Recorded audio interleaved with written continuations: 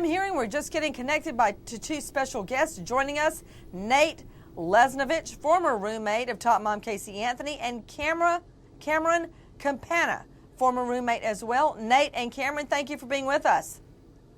Hi, how you doing, Nancy? Hi. Let me go to you, Nate. Have you watched any of the trial coverage at all? Yes, I've watched bits and pieces here and there. I didn't sit glued to the TV every day watching it, but I did keep myself updated on the important points that were going on during the case. Well, let me ask you something. Does the Casey Anthony that you see in court, that you've been watching in court, seem like the same Top Mom Casey Anthony that you knew as a roommate?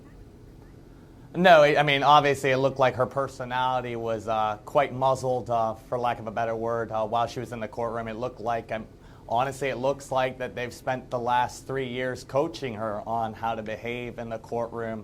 When y'all were just talking about the hands and everything, that seems like, they've had plenty of time to coach her up on that. When you say not like you knew her, what was she like as compared to what we were seeing in court, Nate? When I looked at her in court, she had that very defiant, stoic look on her face. There was no emotion. I think she seemed like an emotional girl. You knew when she was happy.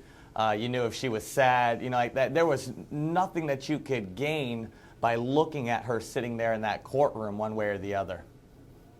What about it, Cameron? Joining us, Cameron Campana. The Top Mom that we all saw throughout the trial in court seems like a very different woman than the one you guys were roommates with. Describe.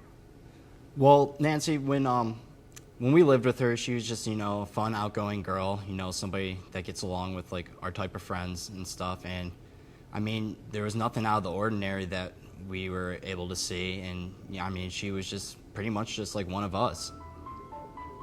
Did she talk about Kelly very much when you guys were roommates? A little bit. When we would ask her where Kaylee was, she would always talk about she was with the nanny, either at Universal or Cocoa Beach.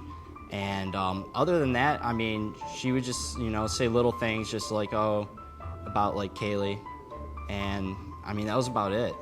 To Nate Lesnovich, roommate of Top Mom Casey Anthony, how has this whole thing ended up affecting you?